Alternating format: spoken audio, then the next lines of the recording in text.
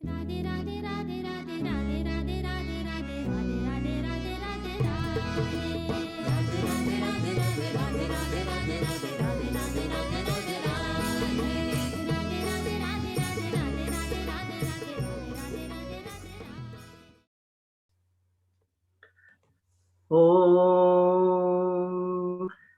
Anyana Timrandasya Yananjala Shalakaya Chakchalamilitam Yena Tasmai Sri Gurave Namaha. Jai Gurudev, everyone, and Jai Gurudev Firuza. I've been looking forward to this for so long. So I think most of you here are familiar with seeing her. Like, she's usually the one playing the harmonium with two kids hanging on her. And she's watching Guruji and keeping up with the way he's changing the songs. So this is the ultimate multitasker. And that's why I had to get her on. She's married, she's got kids, and she's out in the world in London. So you're an amazing example of just doing it, right? And keeping a smile on your face. So welcome so much. And so I have your little summary that you sent me here. You met Guruji in 2005. You were married to Myron in 2008. Your first child was 2012, second child 2014, third child 2021. Yep. So welcome. So why don't you tell us a little bit of your background, just your upbringing and where you were born? Sure. So I was born in London, in East London, and we stayed there till I was 8 years old. My parents, we're Parsi, so we're Persian by ancestry, which is, it's not Hinduism, it's a completely different religion called Zoroastrianism. And so my parents were born in Africa, my grandparents were born in India. But if you go way, way back into the history of the religion, it's actually a religion from Iran. And then the Parsis, they fled to India because they were being persecuted in Iran. And there's a very sweet story. When they got to India, then the king of where they landed, he said, "My country is very full, so how can I possibly let you in? Like, I'm very sorry, but there's no space." And then the head of the Parsis, he took a cup of milk that was full to, no, the king actually had a cup of milk. And he said, "Look, my kingdom is like this. It's full to the brim. So how can I let you in?" And then the head of the Parsis, he took a spoonful of sugar and he put the sugar in the milk. And he said, "We will be like this. So we won't overflow your kingdom, and we will mix in with your kingdom, and we will make it all the sweeter." And the king was so touched by that he let them in. So that's kind of the history of how the Parsis got to India. And so we look quite Iranian. My name's Firuza, it sounds quite Middle Eastern, but our culture is predominantly Indian. And then in my family, we were brought up with Sai Baba as our first guru. Oh. So ever since I was born, we've been in kind of going to the center, doing the prayers, very, very used to the concept of having a living master, and that you can have God, you know, in your life, in human form. I just grew up on that. It was a very kind of normal thing in our house. And then, I met Guruji when I was 23 years old in 2008. I was young, stupid, just come out of university, spent sort of 5 years just having how it is, you're like with your friends, party, nice time, but somehow there's quite a pack of you women Londoners that all wound up with Guruji. yeah, all at the same time. Actually, it's amazing. Like we met him in August, and it was almost like he just pressed the button, and within a few months of each other, we were all roughly the same age. Similar backgrounds as well, all from that kind of like Sai Center backgrounds. And within the space of about 2 months, we were like whoosh, we were just all there in Stephanshof with Guruji, from like here, there, and everywhere. That's amazing. So was Myron in that group too, that all sort of met Guruji at the same time? Yeah, so the first time, so we had a mutual friend, myself and Myron, and he met Guruji in April of 2005. And myself and Myron didn't know each other, but we had this mutual friend. So one weekend, this friend was going to go to Germany to see Guruji, and he told me he was going, and I said, oh, okay, that's nice. And then I put the phone down. We were talking on the phone, and then I was in between jobs. I didn't really have anything to do, so I just picked up the phone again, and I said to him, oh, can I come? And he said, oh my God, yes, I've been waiting for you to ask me. Of course you can come. And then he said, oh, I've got this other friend, Myron. He's coming too. And I said, okay, yeah, that's fine. So we all toddled off to Germany that weekend. And it was in Stephanshof at the old small ashram. How many people would have been living there then? Probably about 10 maybe. Oh, wow. Not just a handful. And somehow that weekend when we went there, I think Guruji had planned to actually be somewhere else, and he wasn't going to be there. So even the people that were normally at the ashram, half of those people weren't there. So it really was about 5 or 6 people were in the ashram that weekend. And that was it on the first moment we met Guruji. And so the Guruji came out of the sort of house the first time we ever laid eyes on him, and me and Myron just happened to be standing next to each other. So the first time that Guruji laid eyes on us and the first time that we ever laid eyes on Guruji, we were standing next to each other. So it was kind of like set from yeah. And I heard Myron do a talk, and he said that Guruji just messed with him the whole weekend, and Myron left saying, that guy's an idiot, I'm never going back. Yeah, he said it to me actually. He was like, oh. I'm never going back. Yeah. So did you have the same reaction or? No, I was, yeah, it's funny, like my first trip was the complete opposite basically. So I just met Guruji. I think we sat and we had lunch with him, and even then, like, I think I remember he let me take his plate from the table to take into the kitchen, and I thought, wow, I'm carrying God's plate sort of thing. And then we were eating, and he was eating some potatoes or something, and he said, oh, these potatoes are burnt. And like, you know, like if you don't know someone, you just kind of, you agree with them, don't you? So I said, yeah, I guess they're a bit burnt. And then he said, I cooked them. And I was like, oh God.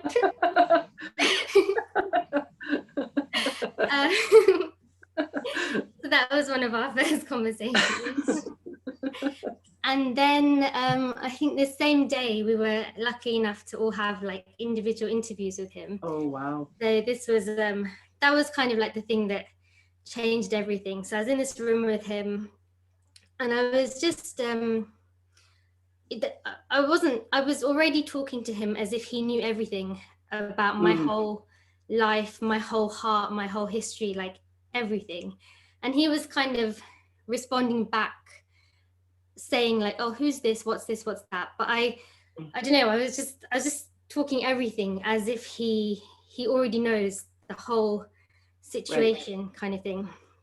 And then he said to me, what do you want? And I was in a funny situation in life, because like I said, I was at uni and I'd had all these friends and that all kind of fell apart, and I was feeling completely lost, completely alone, completely, I felt like I was a broken person, actually, to be honest. And I'd been praying in the months before, like, someone just please help me, I feel terrible.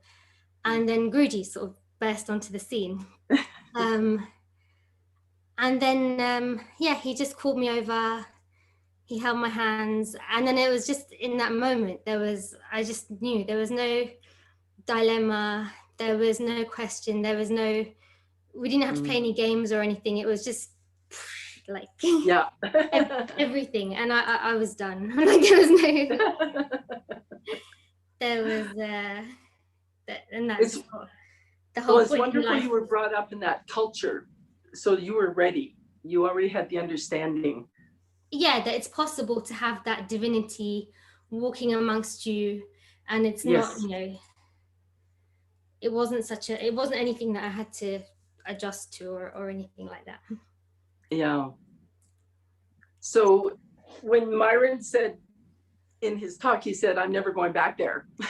And so did you lure him back a second time, or how did you manage? No, that was all between him and Guruji. I was just, I went back, and then I think we were just like crazy people. Like in those days, you could get a flight to Germany for £1, basically. So we would just go on a day off in the middle of the week, take the first flight there, come back the next morning, go straight to work. You know, or you could book, if you weren't sure what you were doing, you could book like 5 or 6 flights and just take whichever one took your fancy. So it was amazing. And obviously my parents thought I was mad. They because normally, like, say like if you go on a pilgrimage to India or something, you see your guru once a year or once every 10 years. Mm-hmm. And I just come back from Germany, and next week I was, telling them I'm going back again, and they just thought I'd completely flipped out. But that was those first few months were amazing. Well, actually the first few years were great. What a time. Yeah. Completely blessed. Yeah. So did Guruji tell you to get married, or were you guys thinking of it anyway? Yeah, even that, it was kind of like, I think because we were kind of all like a whole sort of gang from London, normally whenever we went, we would always go together anyway. So like we would travel together. So we were always in that same group, myself and Myron, that if like we were going, we would all just go anyway. So we sort of got to know each other. And then there was one trip, I think it was a special trip because it was the trip that Guruji manifested the Hiranyagarbha Lingam for the first time. So there was lots of things going on in that trip, but one of it was a very tiny, subtle thing. But I think there used to be like an upstairs in Steffenshof where everybody used to sit and eat together. And I think we were standing next to each other in the dinner queue, or Myron asked me to pass him a fork, or I served him some dinner on his plate or something like that. And somehow I caught Guruji's eye, and he just raised his eyebrows. And I thought, what's that? But anyway, like nothing else was said. Yeah. And then slowly, I just kind of, I guess, started thinking these, seeing him, Myron, as more than a friend, but I never did anything about it at all. And in fact, I thought it was a test. So I was concerned that I didn't want to be distracted away from Guruji. And I knew that I didn't want to put my happiness or put my attention on another person. I only wanted to focus on Guruji. So I didn't do anything about it at all. But this thing was just building up inside me, that it was there to a point that it was kind of undeniable. So then there was a time where Guruji was in London, and there was one evening where I just really thought, God, this is just getting silly now. Like, let me just ask Guruji. Yeah. And me and Myron hadn't like said a word to each other about anything like this. We were just kind of still in the same group of devotees. And I just went to Guruji with the thing of, I didn't ask him for permission, but I was going to him to say to him, if this is your will, then let it be. And if this is not your will, then please take it away, and I'll just do whatever it is that is right for the situation, because obviously Guruji knows best. So I was trying inside myself to be as much with this kind of attitude and not put my own expectation or my own sort of fantasy onto the situation, but just be as clean as I could inside, that I will listen to whatever Guruji says. Yeah. So I went up to him and said, "Oh, Guruji, I like Myron." I just said it. And then Guruji said, "Oh, he likes you as well." So unbeknown to me, the person before that conversation with Guruji had already been Myron. and he'd had the same conversation, independent conversation with Guruji. So we never said a word to each other, but we went directly through Guruji. And then Guruji just got us both together and he said, you like her, he likes you, get together, and when you're ready to get married, then come to me and I'll do your wedding. Oh. What a great way to do it. Yeah. Yeah. But actually we had me and Myra were talking yesterday about this, because we were talking about this satsang. And quite an important thing that happened after a few months is that I think somehow inside myself, that conviction that it's only Guruji in my heart, I got carried away in this, the start of when you start a romance or something. And that conviction of having only Guruji there, somehow I began to share that space that should be only for Guruji, and Myron crept into that space. And I guess I was just maybe immature, or just maybe a bit naive about what it is to have Guruji in your life. And then after a few months, the relationship with Myron wasn't really working out. So we were arguing a lot and wasn't going well at all. And then Guruji just said to us, you know what, it's fine. You guys can't make it work. Just split up. So after a few months, actually, we split.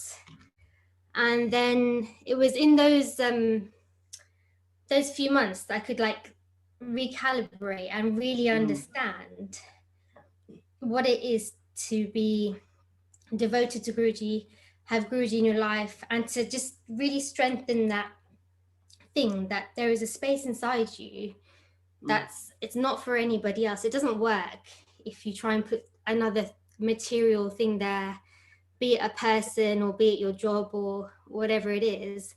And it doesn't even work if you try and share that space. So it's exclusively for God, and it can only be for God. And that, so in that time, I think it was really important to have that break.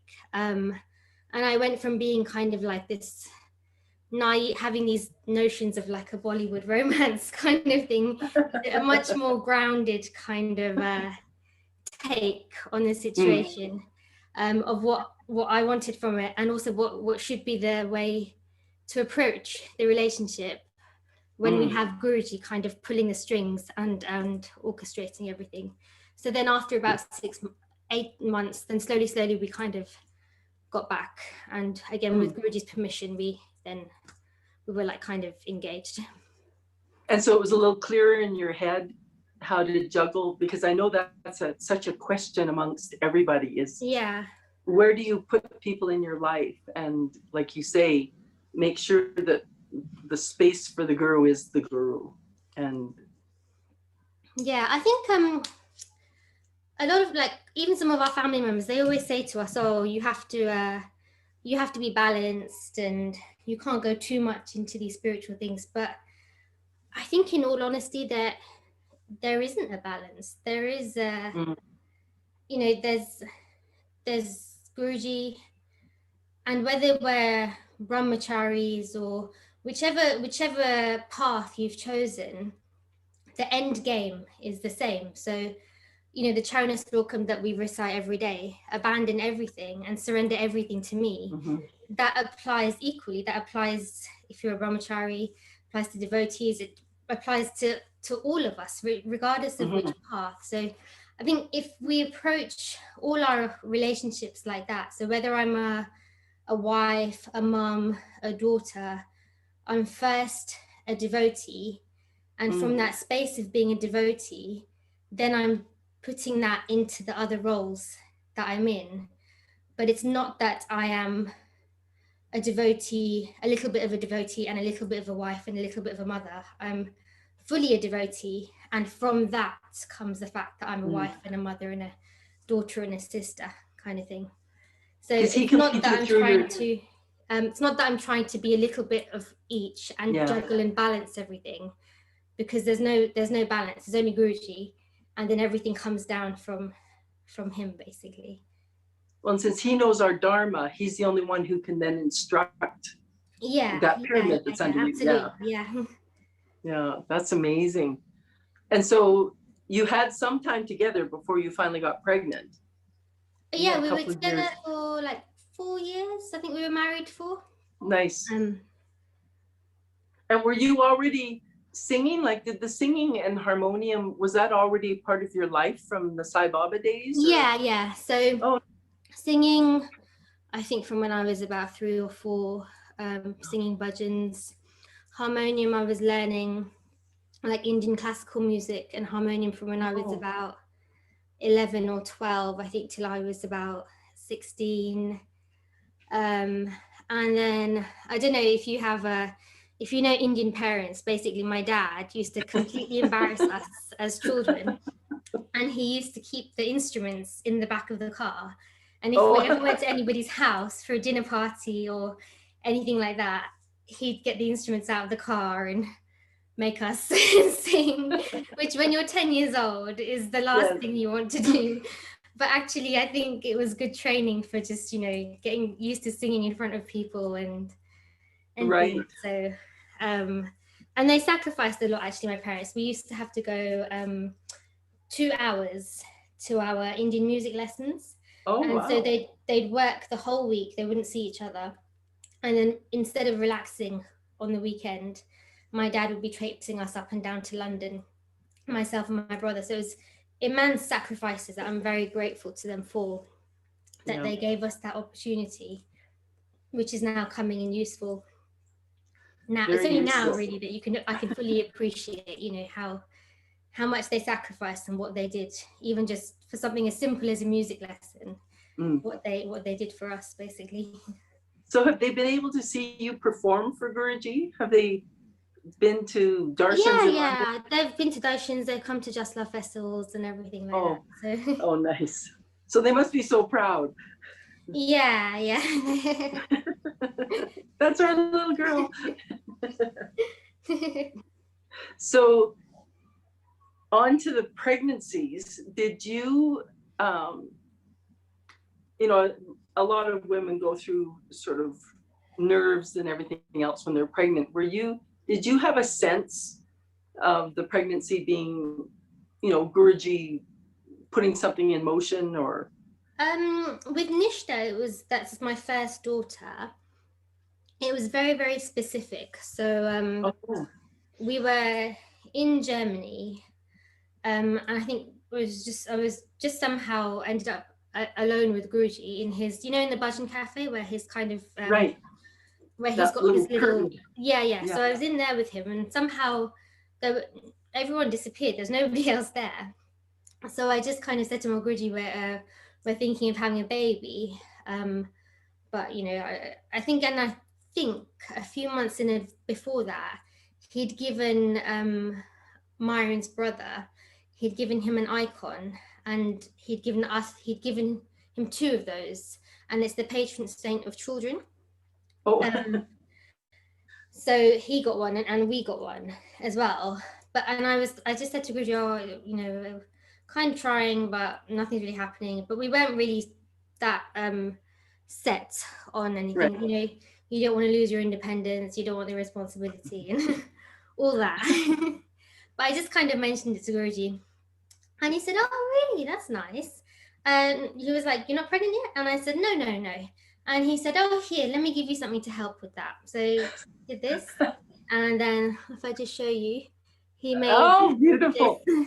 Yeah. And so then he put it on my finger, and then basically the next time we saw him, or within the next couple of weeks, then I was pregnant. So that was always kind of So that was always kind of like it's very easy when it's that clear that it's kind of like, there's no confusion, or there's no space for any dilemma or anything like that. And then for the second one, sorry, what were you going to say, Swamini? Well, like you say, putting him first, it does get rid of all that turmoil that usually happens. Yeah. And then Girija, she just, it was just, like even in a normal family situation, you just kind of feel, okay, we've had one, we've gone through all the baby stuff, and now when they're about 2 years old, things are just settling down. So let's just have another one. And then Girija was just Girija was like that. No ring for Girija. Just boom. Yeah. Well, I loved, it was quite recently, Swami Anuruddha actually told a beautiful story. And I think he was talking about Devi, or mother, the divine mother. And he mentioned you. He said, if there was ever a vision that reminded him of the divine mother, I guess the music was being played outside. And he said, you had the baby, your new baby in your lap, your other daughter's hanging on you, you're playing the harmonium, you're singing, and you're swatting flies away from the baby. I think that's more madness than any kind of serenity or anything like that. Right. But it impressed him, right? Like, I think those kinds of images really show what being of service is, right? You just get it done. You just keep. Yeah, I mean, there's been times where it hasn't been that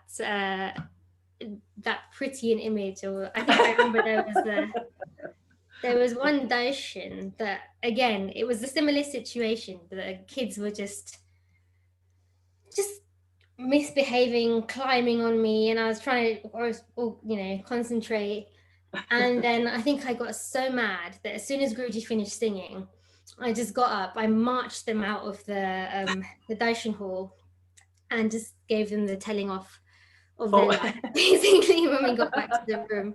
But then they have an understanding as well, the children, that there is a time where mummy is for them, and then there'll be like certain times, and it's not for long, but there'll be certain times when I have to do something else and they can't have my full attention. And I think probably all the mums here know that sometimes they can't, they find it very strange that you can put your attention on something else and they'll try extra hard to get your attention, sort of thing. Guruji's always so sweet with them, though. Like, children bring out such a different dimension of him. Yeah, it's amazing.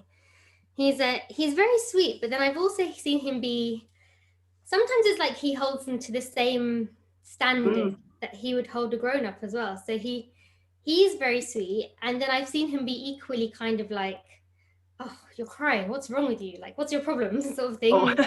With kids as well. So with Girija, my second daughter, she was really funny because she would just cry and cry and cry and cry and cry when she saw Guruji, to the point where he was just like, oh God. I think one day Myron said, he even said like, oh, that woman.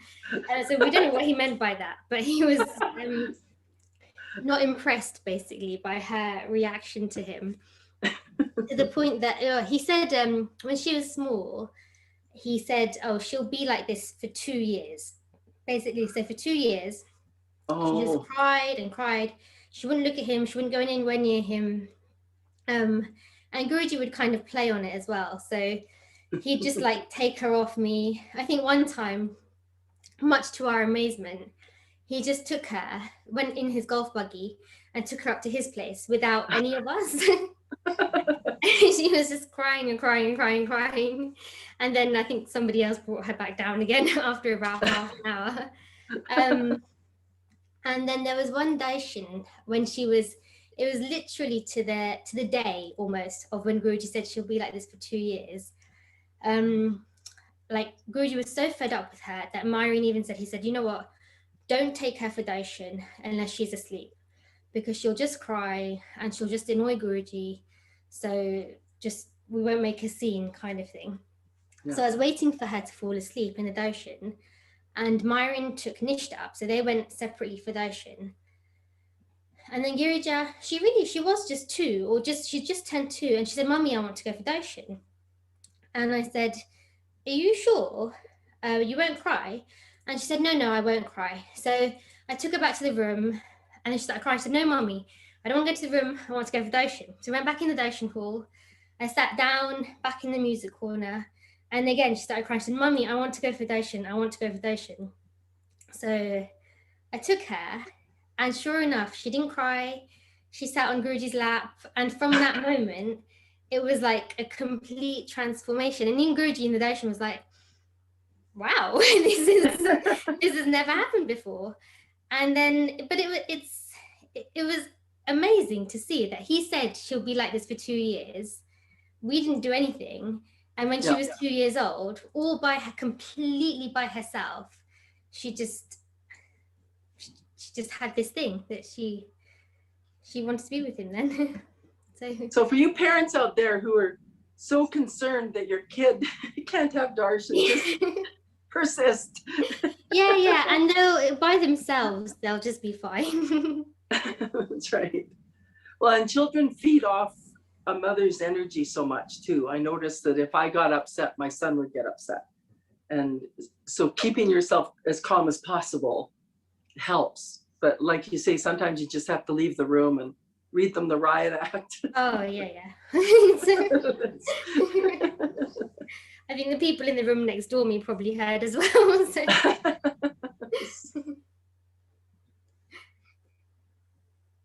So, yeah, I was going to,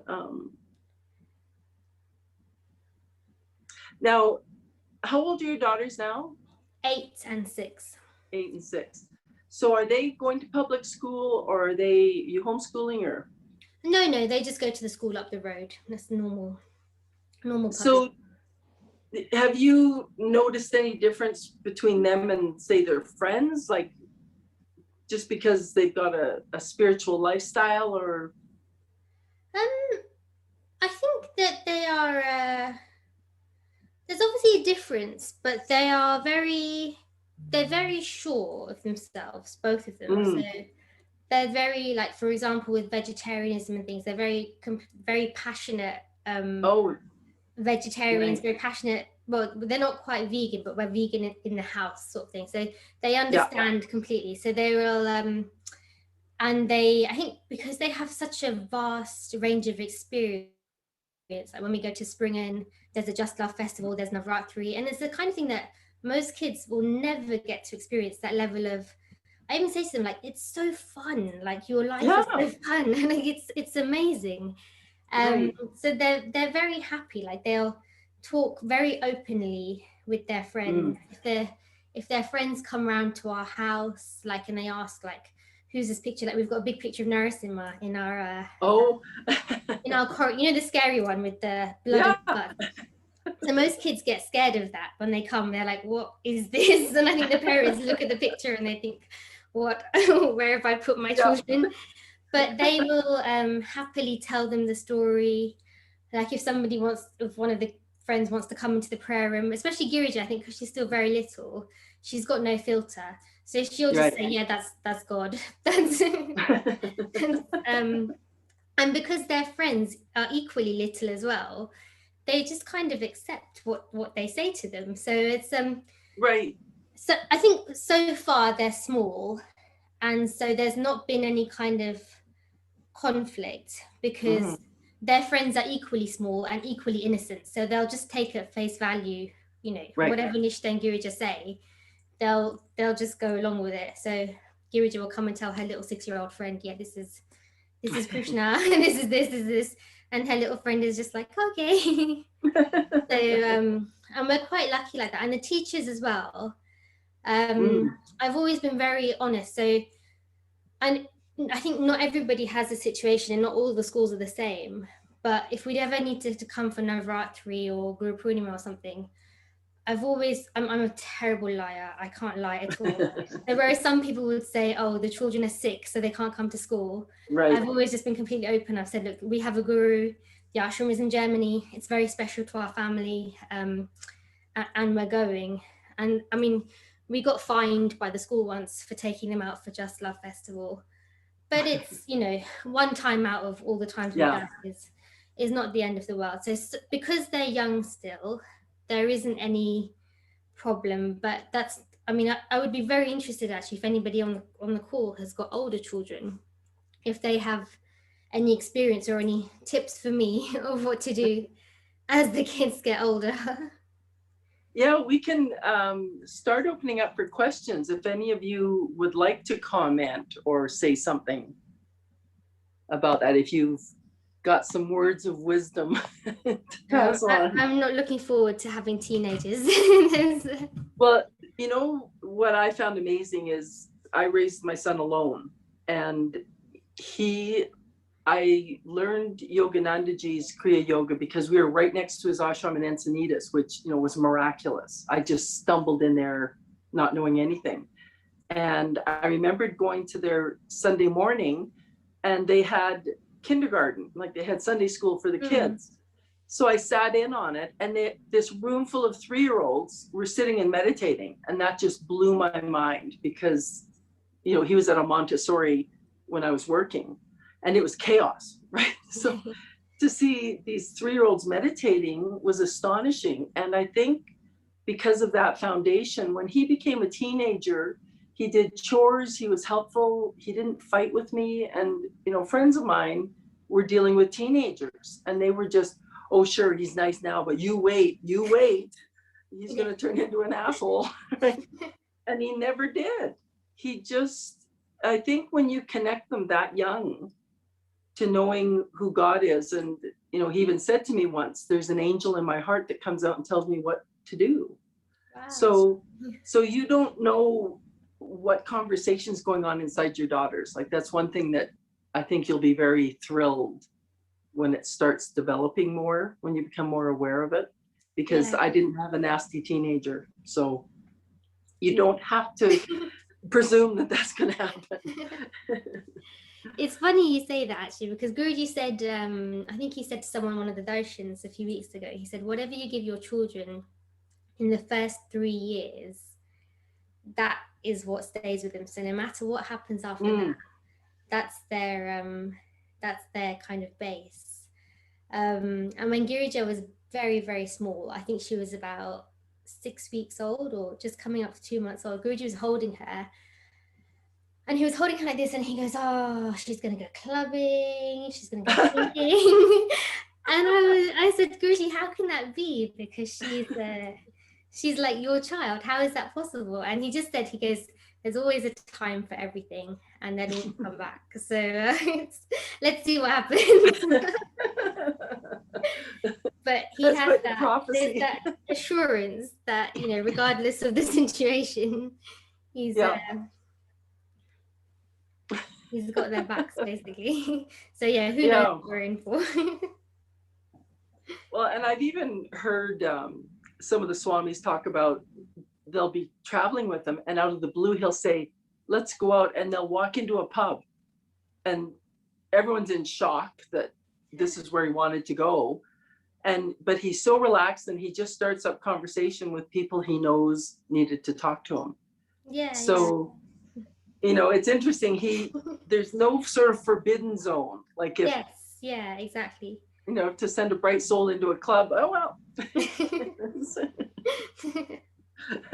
Now, have both of the girls been in plays, or is it just one of them? Because I know they regularly get made up in blue as baby Krishna. No, they've both been in plays. So last year was very sweet, actually. The Girija was Krishna in the Alva play.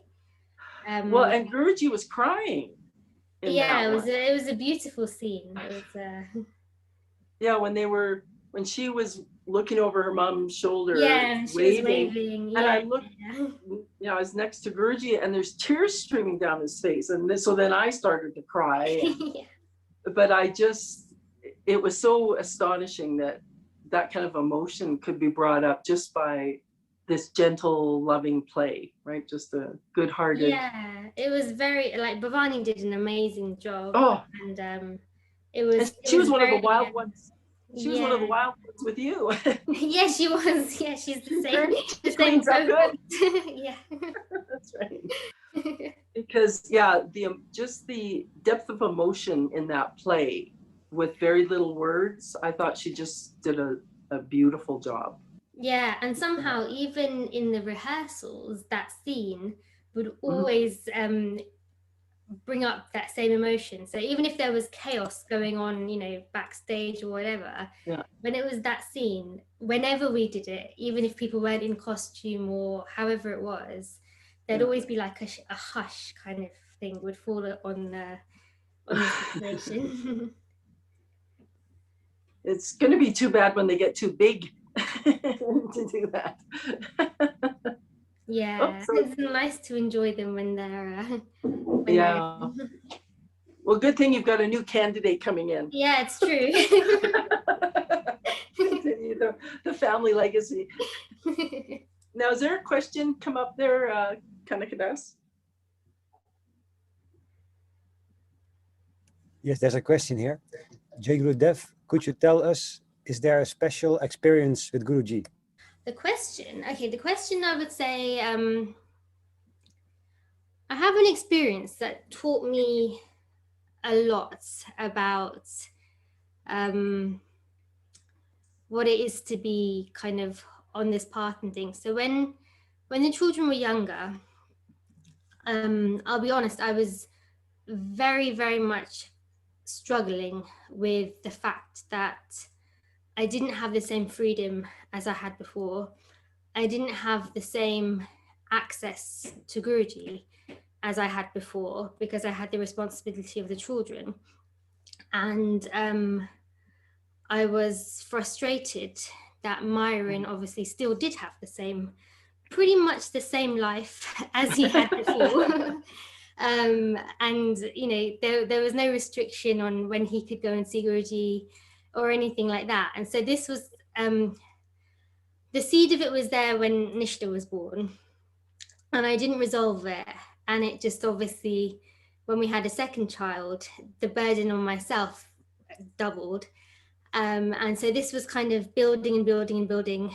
And I guess Guruji kind of winds and winds and winds as well, the situation, till it almost got to kind of breaking point. And I was looking at Myron with kind of this accusation inside me of like, you know, we've had the kids and now I'm stuck with them. I was looking at Guruji, unfortunately, even with the same eyes as of this, like, you know, these are your kids and I'm stuck with them. You know, it's all this horrible stuff. Looking even at the children in frustration. And it was just, I was just horrible. It was just terrible, terrible, terrible way to be. And, you know, everything that is a bad devotee, or not bad devotee, but I was just, didn't have the mindset of like, Guruji, this is your will and I'm doing my dharma. I just wanted what I wanted, and I was just frustrated that I didn't have my way, basically. So this was just building, building, building over some time. And then there was one night where I was in SPN. I think Myron had been invited up to Guruji's place. And I was just going half mad. Like, I was so frustrated with the situation. I was so frustrated with myself for feeling like this, but not being able to get out of it. And it was like midnight, 1 o'clock, 2 o'clock, 3 o'clock in the morning. Myron wasn't back. He was still with Guruji. So that was frustrating me even more because I was thinking, this is not fair. Like, he's going to get to spend all this time with Guruji. And I was at my altar in the room, and I was so just nuts, basically, that I was kind of like banging my head against the shelf of the altar.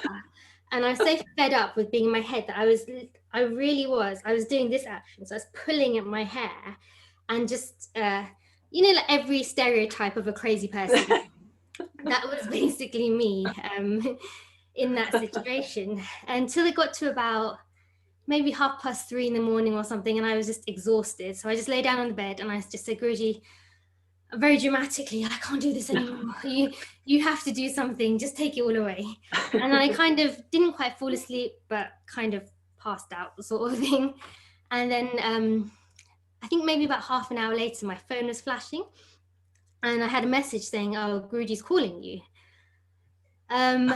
So, you know, I wasn't sure if I was dreaming or really what was going on. And then I think Myron either came in the room or he phoned me and he said, Guruji's calling you. So I kind of very sheepishly went up to his place because obviously I've been behaving very badly. And the first thing Guruji said to me, he said, "What's wrong with you?" And I said, "Oh, Guruji," like, and he said, "What?" He said, "Are you going crazy? Are you pulling out your hair?" And the exact same action that I've never done before in my life, never seen Guruji do that action in his, ever. I've never done that action since, but he mirrored basically exactly what I was doing in that moment, which was amazing because it showed that, even if you feel absolutely terrible, you feel alone, you're in like the worst imaginable kind of place mentally and inside, he is 100% completely there. And there's no doubt in that, basically.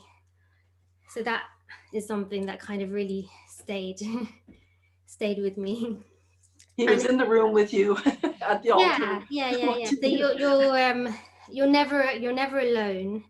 And even in your worst moment, when you think that Guruji couldn't possibly be with you because you are being so terrible, he really, really is, basically. That's a great story. Thank you. And so you sent us a really sweet picture in the tent. Kanakadas, if you can put it up, and you said there was a really nice story behind that.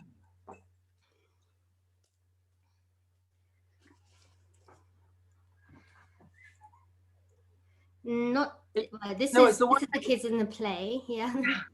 It was the one I just sent you. So it's the last one in the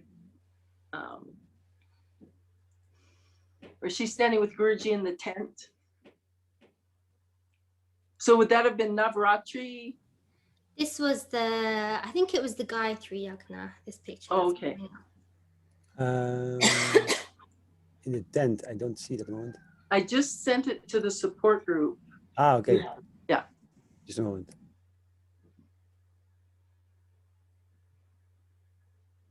So yeah, you can start telling the story and he'll put the picture up when he okay. So basically, same situation, I'm sorry to say. It was this time of turmoil.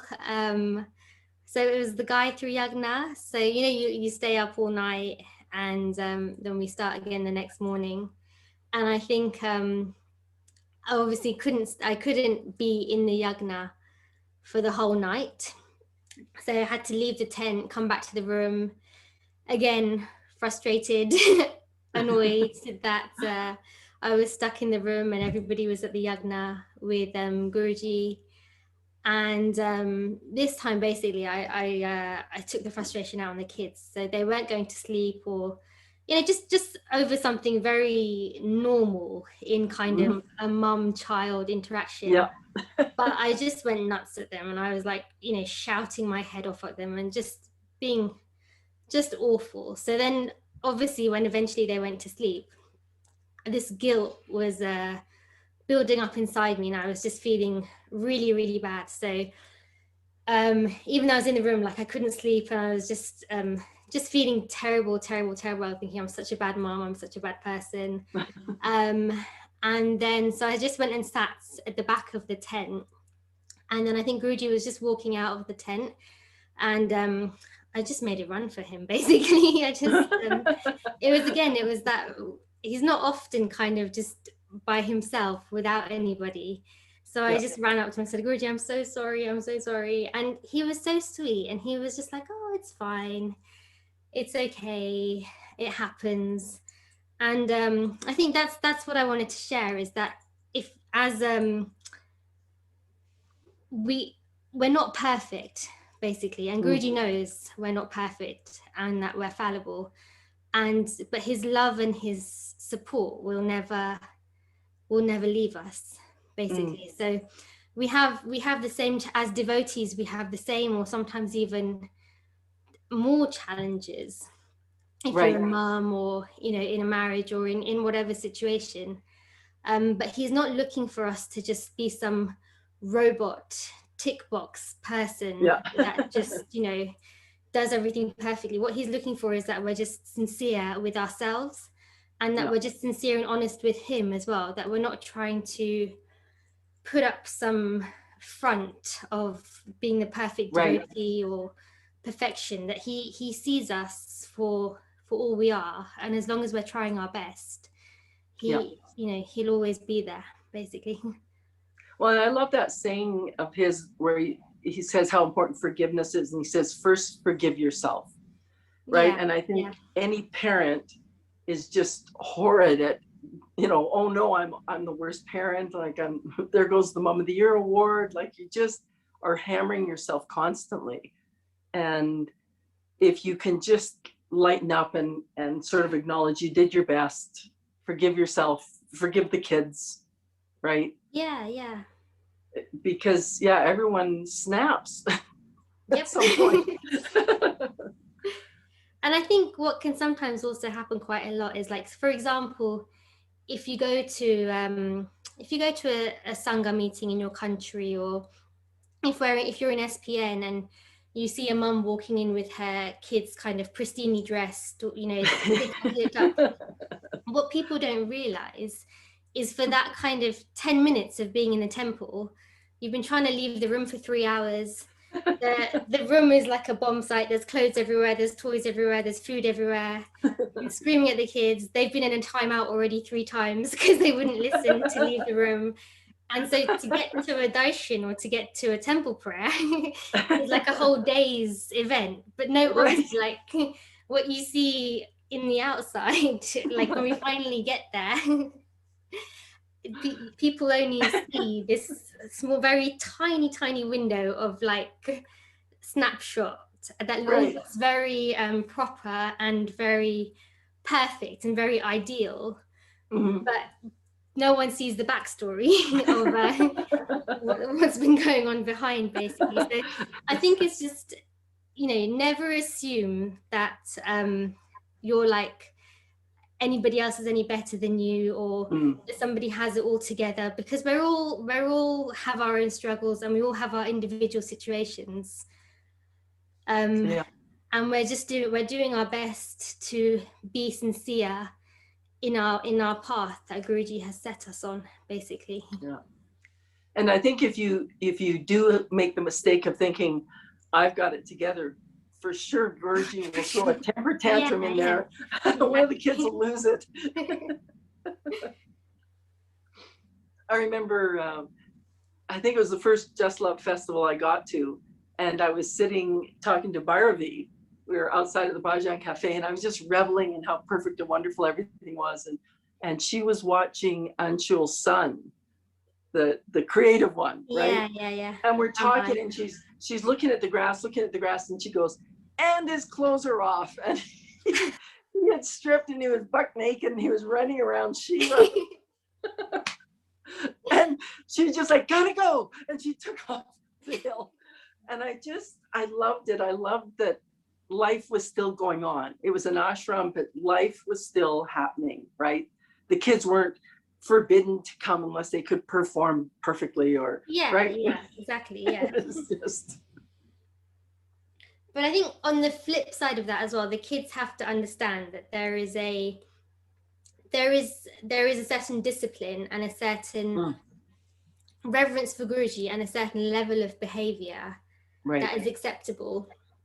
And you know, so there's a time to play, and then as I think if you start from when they're small, if they understand that there's a time when, like, if you're sitting in front of Guruji, if he's in the temple, you be attentive. You, even if you're a kid, there's no excuse. You need to just do what you need to do in that situation, basically. Well, it was interesting last summer when I was able to stay for the summer. One woman showed up from Slovenia, and she brought her 16-year-old son, who is very challenged, and he didn't speak, and there was all kinds of problems going on, and Guruji immediately sought them out, you know, had them come over after a satsang and started working with them. And it was so sweet because the only thing he connected to was the bhajans and kirtan in the temple. And they would come in and sit, and he would just rock. And it was the most peaceful I ever saw him. And she sent a note to our group recently And she said he finally, for the first time in his 16 years, he started to speak, and all he says is Om Namo Narayana. Oh, that's amazing. Yeah. And Guruji said to her, you are caring for Narayana directly through this child. So yeah, you, like you say, don't go by appearances. You don't know Yeah. what is happening, especially with the kids, right? These kids that want to be born into the ashram. Definitely, yeah. Yeah. Now we can open up to questions. Does anyone want to make a comment or? There are many people offering their thanks and especially for being honest and sincere. Now you know the secrets. That's right. Well, and now you can all just, take it easy on yourselves. Don't be so hard. But the thing I noticed with my son was if I was stressed, he would get stressed. So really work on yourself, right? When you're getting a child ready to go into the temple, chant Om Namo Narayana, right? Like do these tools he's given us to keep yourself calm, because kids definitely ricochet off your nervous system. Yeah, and it involves them, I think, in everything you do. So if you're doing puja, like if they want to if they want to get involved, they want to address the deities, it's lovely. Like we had a lovely time in the first lockdown. We basically used to all do puja every day, and because there was nowhere to go or nothing to do, we could really the kids were free to spend as much time, like normally if I'm doing puja in the morning, we have to get to school, we have to get to work, so there's like 40 minutes that everything but this we could quite happily just spend 2 hours, and the kids could be as creative as they wanted to be, dress the deities, and it was a lovely time actually, and they really liked it, I really liked it, and it was just but even since then, now at the weekends, like they will come by themselves to join in, and it's great. So I think if they see that we as parents genuinely have that love for what we're doing, then naturally, like all kids just want to be with their parents and they want to copy their parents. That it's nice. It's not that we're imposing something on them. It's that it's just part and parcel of the of our day, basically. That's lovely. And there's been so many times where we've seen all four of you doing bhajans online, right? There's been different waves of love and sessions, and it's so fun to see all of you performing.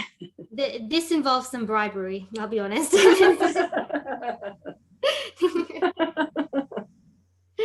Amazing. Yes, that works too.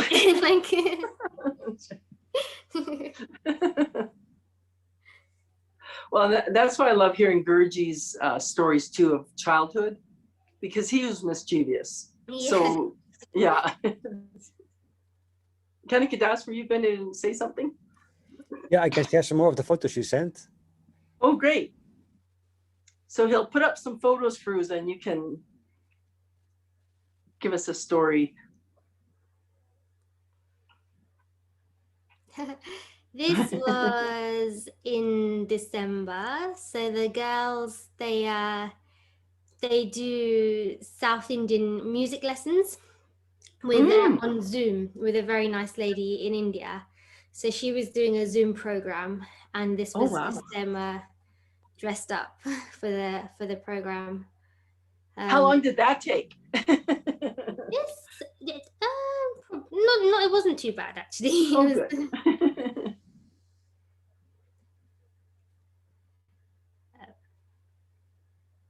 Oh, there's the multitasking. Yeah. This is when Girija was very small. I think she might have been about 2 or something. And I think this is Krishna Janmashtami. And like we were saying, like you just do what you have to do. So she wouldn't sit by herself. So she just came and sat in my lap, and someone clicked the picture. It's good you had all those years of practice playing music before this happened, because if you were a newcomer Yeah. to harmonium, they don't teach that in harmonium No, class. and also the kids, they don't tell you or ask you, they just climb on top of you. So Yeah. there's no, That's right. this was Navratri. She looks like Narsimha. Yeah. I think they were like 1 and 4 or something, or 2 and 4 or something like that. Yeah. A few years ago. But like you say, it's so great that kids get to see parties that are such a high energy party. Yeah. Right? There's no drugs and booze involved. It's just energy. Yeah, and it's just, you know, if you're in the tent in Navratri, or we were on the boat for Guruji's birthday, Oh, you know, right. just these amazing experiences they have when they're so young, that, I mean, hopefully they won't need any of that other stuff, because nothing will compare to, you know, what they've already experienced. Well, and that was what happened with my son when he was old enough to go out with the guys and drink or party.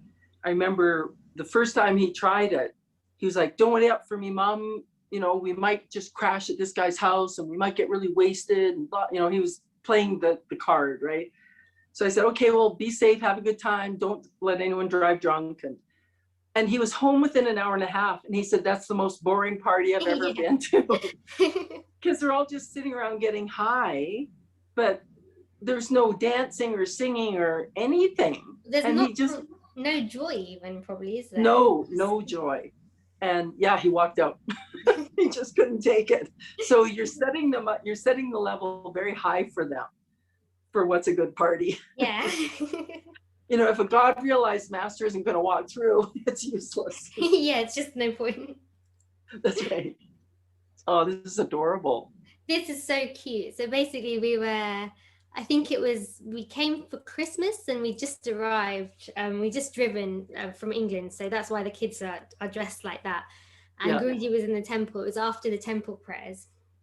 And it was amazing, just out of nowhere. This was Nishta Girija and Kesh as well, so Anshul's son. He called them all over and he made them sit like this right next to him. And he just said, "Close your eyes and chant Om Namo Narayanaya." So they were just chanting Om Namo Narayanaya. And somehow it was very casual, but I think for the kids, there must have been some intensity kind of in the situation building up. You know, it's not a joke to be sitting that close to Guruji, chanting Om Namo Narayanaya. It felt like he was initiating them into something, or, you know, something special was happening. Yes. And Girija she was so funny. She was obviously scared, and it was very intense for her. But at the same time, she knew that there's no way that she can get up and she can't move. Right. Just only listen to what Guruji's saying. So she was sitting there going, Om Namo Narayana. And then, like, she was chanting louder and louder because she was actually just on the verge of crying. And then all of a sudden, she couldn't handle it anymore. And she just burst into tears, which is what you see. And Guruji said, "What's wrong?" "Oh, Mommy." But like, he was so sweet, and just her reaction was is really funny. Like, it was very, obviously something very special, but at the same time, this picture just shows the whole funniness of the situation.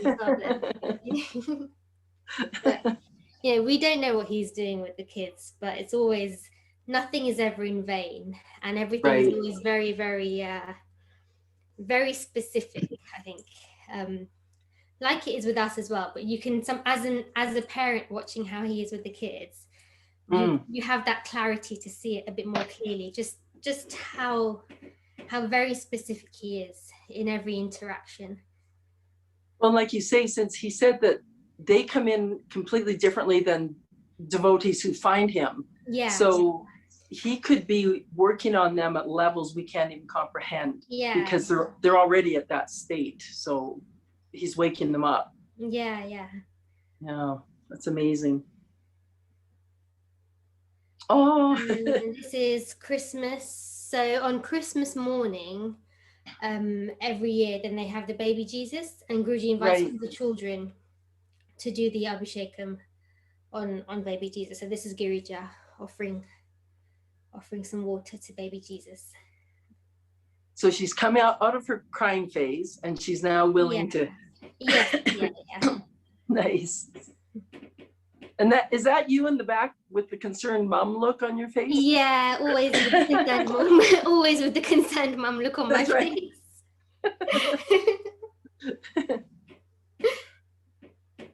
Yeah, I've been there.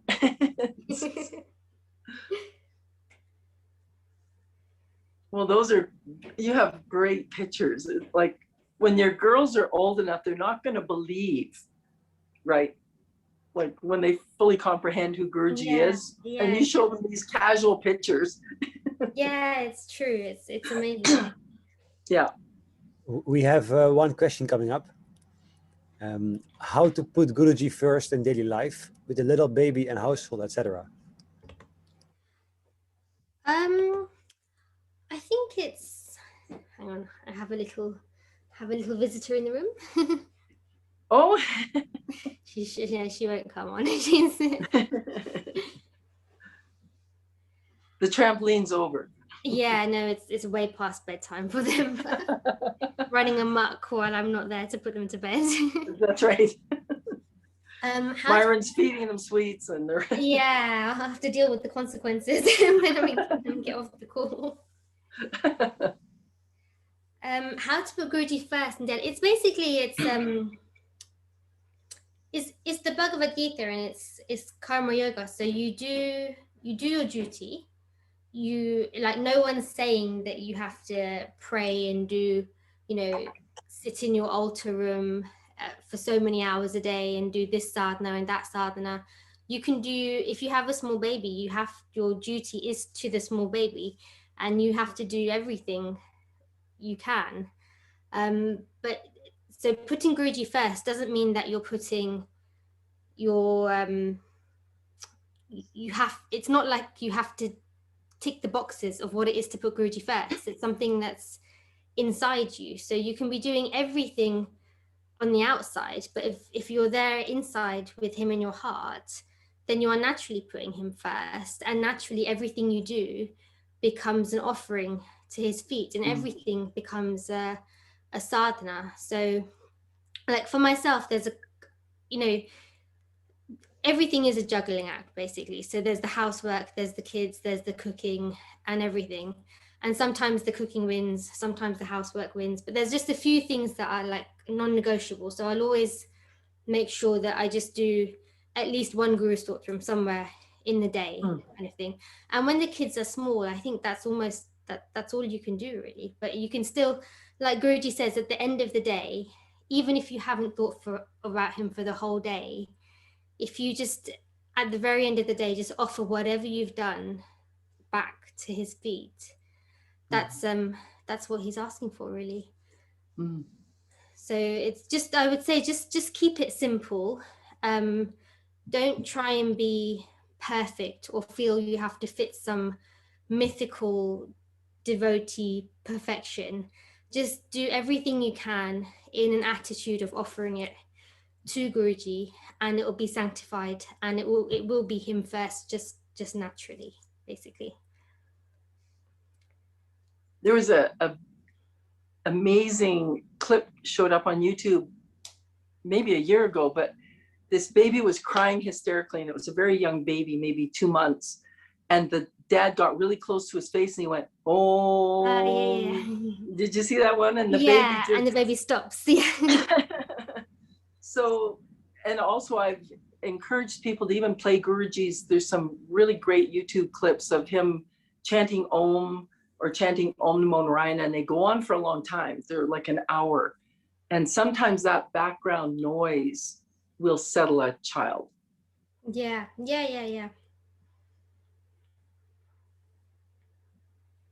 So I thought that was quite brilliant of the father. Just yeah. I tried it, it didn't work. But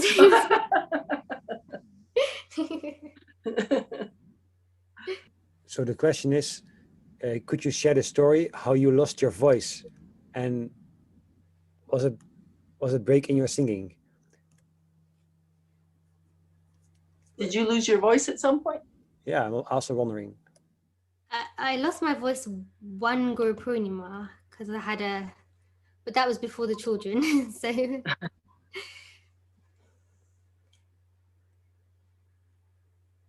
maybe it was just bad singing one day.